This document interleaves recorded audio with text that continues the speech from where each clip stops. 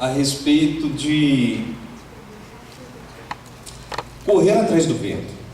Eu lembro que quando eu era criança, Geraldo, eu escutava o barulho do vento e eu corria para ver se eu achava ele.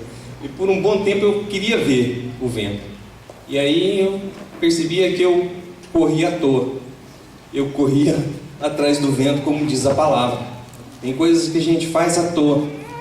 E a palavra diz que é como correr atrás do vento. Hoje deu uma ventania aqui e a gente não sabe de onde vem, nem para onde vai, e como que acaba e como que faz. Se a gente tentar entender e ir atrás do vento, a gente não consegue chegar a ponto nenhum. E eu quero hoje ministrar a respeito de algumas coisas que nós fazemos, que é exatamente correr atrás do vento. Quero que você feche os teus olhos agora, para que nós possamos orar, para que Deus de alguma maneira possa falar conosco, de forma a mudar as nossas vidas. Quem sou eu? Mas é a palavra do Deus vivo. Amém. Pedro diz o seguinte: nem ouro nem prata eu tenho, mas no poder de Jesus, não no poder de Pedro, mas de Jesus, levanta e anda. Então, não é na minha força, não é na minha sabedoria, mas na revelação de Deus para nós, que Deus possa ter misericórdia de nós. Pai, mais uma vez clamamos pela Tua ajuda, para que o Senhor, ó Pai, possa nos ensinar um pouco mais daquilo que o Senhor tem para nós. Revele a Tua palavra às nossas vidas, para que nós possamos, ó Pai, em nome de Jesus, seguir, ó Pai, sendo moldado aos moldes do Teu Filho Jesus. Ele é o nosso modelo, e nós, ó Pai, estamos andando para que nós possamos ser segundo o Teu Filho, para que nós, ó Pai, possamos, em nome de Jesus, nos assemelharmos ao Teu Filho Jesus. Para isso, ó Pai, nós precisamos que o Senhor fale conosco através da ministração da Tua palavra, que o Teu Espírito Santo, ó Pai, que em nós habita e que aqui está, possa, em nome de Jesus, ir falando no coração de cada pessoa a plenitude daquilo que o Senhor tem e quer para cada um de nós. Assim, ó Pai, que eu for ministrando a Tua palavra, que o Senhor, ó Pai, possa ir revelando a Tua palavra aos nossos corações. E Pai, o Teu olho que vê todas as coisas, tudo está desnudado diante de Ti. Se porventura existe aqui, ó Pai, alguma coisa que não tem harmonia contigo, algo das trevas ou da carne, que o Senhor, ó Pai, possa tirar do nosso meio agora, em nome de Jesus. Que os nossos corações possam, ó Pai, agora ser terra boa, para receber a Tua palavra, de maneira a produzir frutos, a 30, a 60 e a 100 por um, para glorificar o Teu nome, em nome de Jesus. Amém. Eu quero começar lendo um texto, a igreja não precisa abrir, que está em Eclesiastes 3, de 9 a 13, que diz assim: que proveito o trabalhador tira da sua fadiga diária? Observa a tarefa que Deus deu aos seres humanos para que delas se ocupem. Ele fez tudo apropriado ao seu tempo. Também colocou no coração do homem um desejo profundo pela eternidade. Contudo, o ser humano não consegue perceber completamente o que Deus realizou. Sendo assim, compreendi que não pode haver felicidade para o homem a não ser a de alegrar-se e fazer o bem durante toda a sua vida. E descobri também que a própria dedicação, que a própria condição de comer, beber e desfrutar das recompensas pelo seu trabalho é um presente de Deus. Esse último versículo 13 eu peguei em uma outra tradução também, que diz assim: e também que todo homem coma e beba e goze do bem de todo o seu trabalho, é dom de Deus. Dom significa dádiva, um presente de Deus. E eu li esse texto para me fazer um preâmbulo, para me entrar na palavra em si, de que esse último verso de Eclesiastes 3, verso 13, que diz: e também que todo homem coma e beba e goze do bem do seu trabalho, é dom de Deus, é dádiva de Deus, é presente de Deus. E eu estou lendo esse último versículo aqui para dizer que Deus me levou em dois pontos bastante distintos esses últimos 15 dias. Um foi que eu saí de férias com a minha família, graças a Deus foi bênção, foi um presente de Deus. Estou para dizer que foi a melhor férias da minha vida. Aleluia! Glória a Deus. Por todo o conjunto, né, da obra, pelas crianças na idade que já estão, facilita, pelo lugar lindo, maravilhoso, pela hospitalidade daquelas pessoas, pela comida, pela farta comida. E tinha momentos que eu pensava assim: gente, como que pode ter algo que seja melhor que isso? Ali naquela tranquilidade, sol, pé na areia, água de coco, a brisa do mar, vendo o mar, uma semana desse jeito. Eu pensei: gente, que coisa.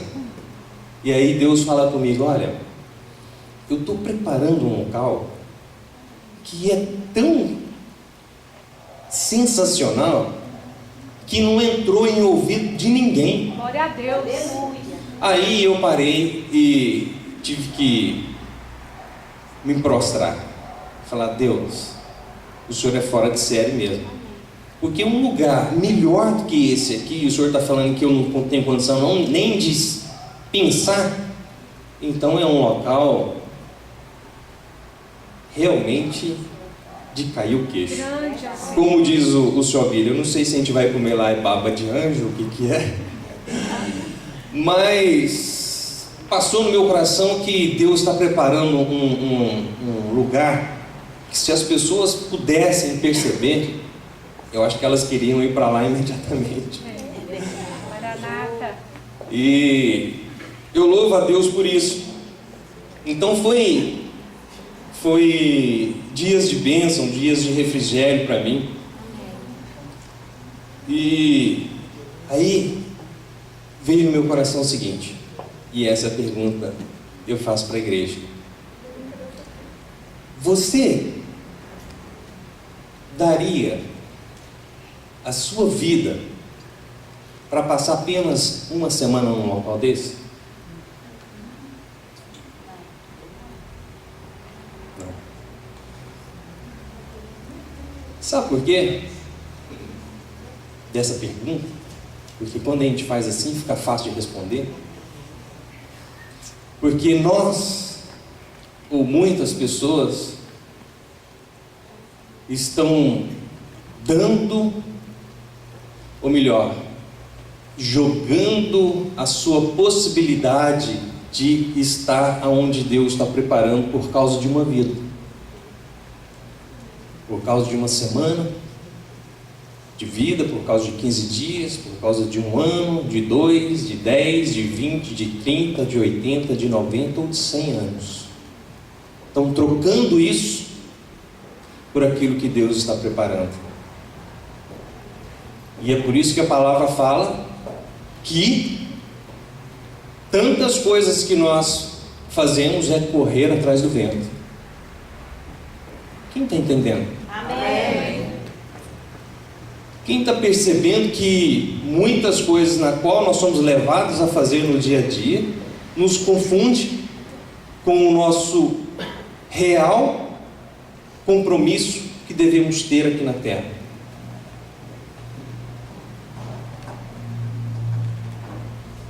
Engraçado, né? Ninguém aqui daria a sua vida para passar uma semana nesse local. Óbvio. E por que então que as pessoas não se preocupam com a eternidade?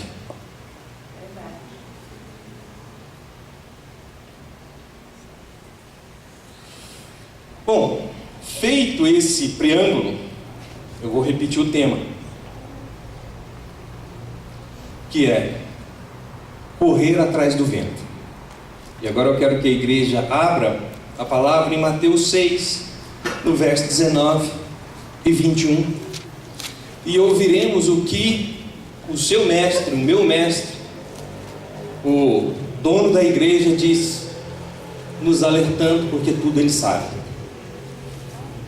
Mateus, capítulo 6, verso 19 até o 21. A igreja coloque-se de pé, em reverência à palavra do Senhor, porém, fique à vontade.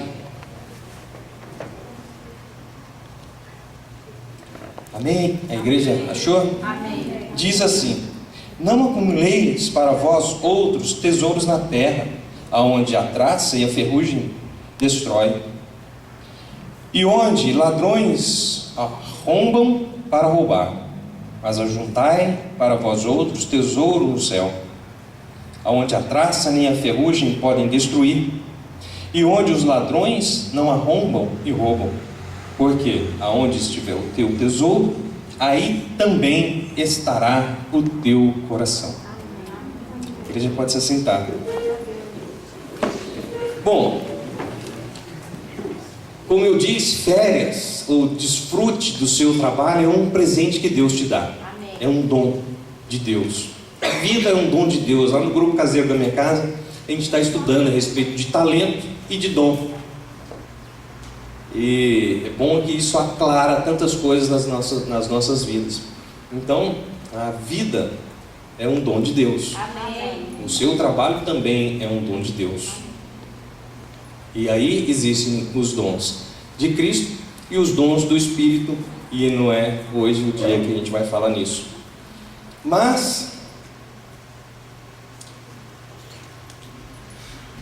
Deus se alegra de nós desfrutarmos do fruto do nosso trabalho. Não há dúvida, tanto se agrada, tanto se alegra, que é um dom, é um presente que Ele nos dá. Só que isso não é um fim em si. Deus não nos criou para isso. E é aí que nós precisamos entender.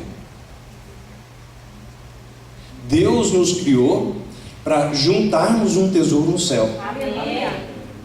Agora, como que nós ajuntamos tesouro no céu? Resumindo, amando a Deus sobre todas as coisas e ao próximo como Cristo te amou. Amém. Não é verdade? Eu, antes de ir para essas minhas férias, tive uma semana atribuladíssima. E olha que eu digo que eu sou casca grossa, mas chegou um ponto que o negócio ficou tão pesado que eu comecei a dar risada, de tanto que o negócio não tinha cabimento. Do tipo, eu saí com o meu carro para levar uma amostra na Expo Serra, que é lá da rodovia, e de repente o meu carro acaba a gasolina, sem estar marcando estar na reserva, e aí de repente eu me vejo no meio do mato, com o carro sem gasolina. A Oi não sabia qual o motivo que tinha bloqueado o meu telefone, eu sem telefone, no meio do mato. Já era 11 horas, precisava de buscar o Miguel 11h30 na escola, ligava para não tinha jeito, né? E aí falei, bom, o único jeito que tem é ir marchando, é ir andando. Tranquei o carro e fui, vou andando. E aí, na rodovia, aquelas carretas passando, aquela dificuldade louca, aí eu pensava assim, gente, mas o inimigo está feroz demais. Aí eu começava a dar risada e começava a cantar, e aí ia cantando, porque eu sabia de que Ele queria ceifar a minha alegria da semana que viria. E isso, resumindo na nossa vida, é o que Ele tenta fazer, te atribulando hoje, para ceifar a sua coroa. Por isso que em Tiago 1,3 diz: depois que a sua fé é provada e que você permanece, aí ela produz. Vocês estão entendendo? Amém. Você sabe o que dificulta para a gente? É o espaço de tempo muito grande na nossa cabeça. 100 anos para nós é uma loucura. Para Deus, 1000 anos é como se fosse um dia.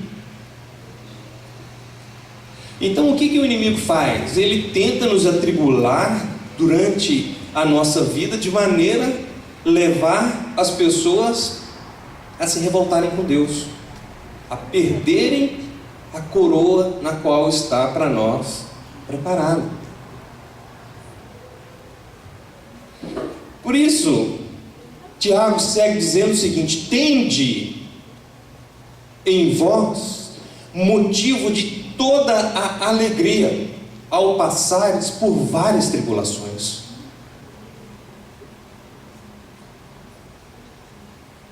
Está vendo como é que é? Você sabe por quê? Porque quando você está sendo atribulado pelo inimigo, é sinal que você está no caminho certo. Aleluia. E a tribulação do inimigo vai trazer para você crescimento. Amém. Vai fazer você a subir um degrau da sua vida.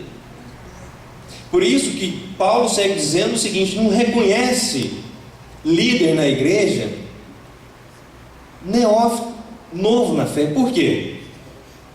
Porque ele precisa ter galgado alguns degraus. A fé dele precisa ter sido provada, precisa ter dado raiz. Amém? Amém. Então, é motivo de alegria quando você passar por alguma tribulação, porque Deus está te levando para um degrau mais alto. Amém. Um degrau mais alto, um degrau mais alto, um degrau mais alto. E assim, vamos de glória em glória. Amém.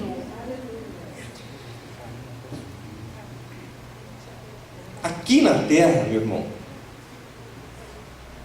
tudo que se resume às coisas daqui é vaidade, diz a palavra. Tudo. Você troca de carro, depois você já quer outro carro. Na primeira semana, beleza, uma alegria danada, se dá vontade de dormir dentro do carro. Gente que compra carro novo, que você vai visitar ele lá de manhã e está saindo de dentro do carro com o travesseiro. Mas depois que passa um tempo, ele não quer aquele carro mais, ele quer outro carro. Não satisfaz. Vaidade. Vaidade de vaidade. E o autor de Eclesiastes diz o seguinte, no verso 2, versículo 17, ele fala assim: por isso, a vida começou a não valer nada para mim. Ela só me havia trazido aborrecimento. Tudo havia sido ilusão. Eu apenas havia corrido atrás do vento. Lá no final, você percebe que às vezes você focou em coisas que não devia. Lá no final, às vezes você pode dizer que por isso a vida começou a não valer nada para mim. Por isso Paulo dizia que para ele morrer era lucro. Eu não estou te desanimando da vida, viu, meu irmão? Estou só querendo focar os nossos olhos naquilo que Deus quer que nós foquemos. E ele segue dizendo: ela só, ou seja, a vida só me havia trazido aborrecimentos. Tudo havia sido ilusão. Eu apenas havia corrido atrás do vento. Então não quero desanimar dos seus sonhos. Você precisa ter sonhos, você precisa correr, você precisa fazer, porque enquanto você está aqui, você precisa produzir. Enquanto você tem saúde, você precisa se dispor aos pés do Senhor. E foi uma coisa que Deus me chacoalhou, foi quando, há uns anos atrás, quando que você vai se dispor para mim? Quando você já não tiver mais força? E dali em diante, eu fiz um propósito diante de Deus: Senhor, enquanto eu força tiver, se o Senhor tiver misericórdia de me usar, eis-me aqui. Amém. E aí, porque quando eu estiver velho, se é que Deus me dará graça para isso, eu quero estar sentado numa cadeira, olhar para trás e dizer: enquanto tive força, eu coloquei aos pés do Senhor. Amém. Enquanto eu tive condição, eu fui. Eu não quero olhar para trás e dizer: bom, eu poderia ter feito e não fiz. Por isso, hoje é o seu dia, meu irmão. Hoje é o seu dia para levar toda a tua força, toda a tua pujança que Deus está te colocando aí, para glorificar o nome de Deus, para ir no evangelismo, para ir numa cidade próxima, para ir numa casa, para fazer uma visita, para levantar de madrugada, essa madrugada mesmo, de domingo para segunda, 4 horas, 5 horas da manhã, o conselho de pastor está em oração. Você está convidado a orar, a sair da sua cama gostosa e orar, e juntar tesouro no céu. Amém. Você está, Deus te chamando. Vem orar, vem se colocar aos meus pés, vem olhar, venha colocar o foco para onde deve, porque eu sei que amanhã, na hora que der 7 horas, você vai levantar e vai para o seu trabalho, e lá na frente você vai ver que você estava ensacando fumaça. Como diz os meninos no avião, queria ensacar a nuvem para levar. Glória a Deus. Nessa vida, tudo que você vê é temporário. Tudo. Por exemplo, eu fiquei não sei quantos anos tocando bateria. Às vezes dá vontade de tomar as baquetas do Rafael ali e tal, e passa. Mas qualquer hora dessa eu volto para tocar essa bateria.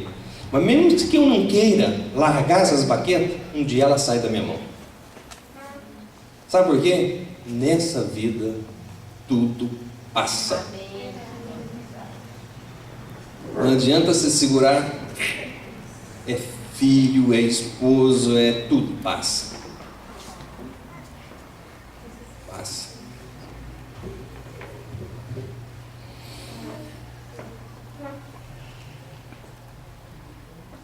Foquemos naquilo que é eterno. Amém.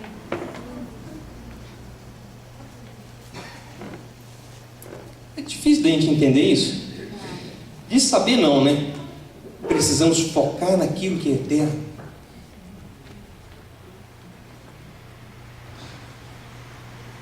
E como eu falei no início que Deus me levou em 2 lugares bastante distintos esses últimos dias.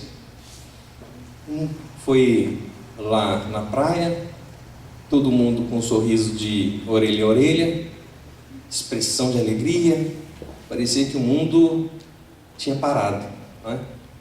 E o outro foi em Barretos,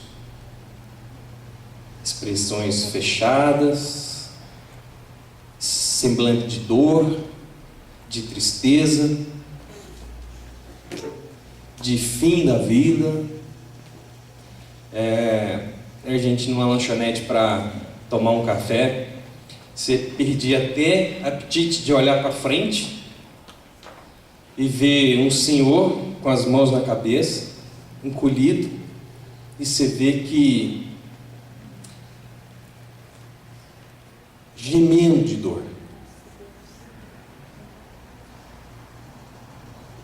Agora, tanto a praia passou, como essa dificuldade desse homem também vai passar. Essas coisas todas ficarão para trás. E nós seremos levados a cear com o nosso Deus, na bodas do Cordeiro, diz a palavra. E é por isso que nós estamos aqui. E essa palavra de hoje, ela vem no seguinte foco: busque ajuntar tesouro no céu. Amém. Se disponha para o Senhor. Se disponha ao trabalho. E tudo que Deus quer da igreja é que ela cumpra o ID. A igreja hoje, ela tem um propósito absoluto, que é de ir e fazer discípulo de todas as nações. Foi isso que Jesus Cristo colocou na mão de cada um. E isso é juntar tesouro no céu. E eu concluo com a leitura de 3 passagens. A igreja não precisa abrir. Se quiser abrir, fique à vontade. Que está em Mateus 16, de 25 a 27, que diz assim, Jesus: porquanto, quem quiser salvar a sua vida, perderá. Mas quem perder a sua vida por minha causa, encontrará a verdadeira vida. Pois que lucro terá uma pessoa se ganhar o mundo inteiro, mas perder a sua alma? Ou o que poderá dar o ser humano em troca da sua alma? Mas o Filho do Homem virá na sua glória de seu Pai, com os seus anjos, e então recompensará a cada um de acordo com as suas obras. Em 2 Timóteo 2, de 20 a 21, diz: numa casa grande não existem somente vasilhas de ouro e de prata, mas também de madeira e de mármore e de barro. Algumas são para ocasiões especiais e outras para todos os dias. Quem se purificar de todos esses erros de que eu tenho falado será usado para fins especiais, porque é dedicado e útil ao seu mestre e está pronto para fazer tudo o que é bom. Em 1 Coríntios 2, no verso 6 a 9, diz: porém, para os que são espirituais, maduros, anunciamos uma mensagem de sabedoria. Mas não é de uma sabedoria deste mundo, nem a dos poderes que governam e que estão perdendo o seu poder. A sabedoria que anunciamos é a sabedoria secreta de Deus, escondida dos seres humanos. A sabedoria que o próprio Deus, antes mesmo da criação do mundo, já havia escolhido para a nossa glória. Nenhum dos poderes que agora governam o mundo conheceu essa sabedoria, pois, se estivessem conhecido, não teria crucificado o glorioso Senhor. Porém, como dizem as Escrituras, o que ninguém nunca viu nem ouviu, e o que jamais alguém pensou que podia acontecer, foi isso que Deus preparou para aqueles que o amam. Aleluia. E concluindo, em 2 Timóteo 2, de 11 a 12, diz: esta palavra é absolutamente digna de crédito. Se morremos com Ele, da mesma forma, com Ele viveremos. Se perseverarmos com Ele, igualmente reinaremos. Se o negarmos, Ele também nos negará. Que Deus seja louvado. Amém. Deus, Senhor. Obrigado, Pai, pela tua palavra.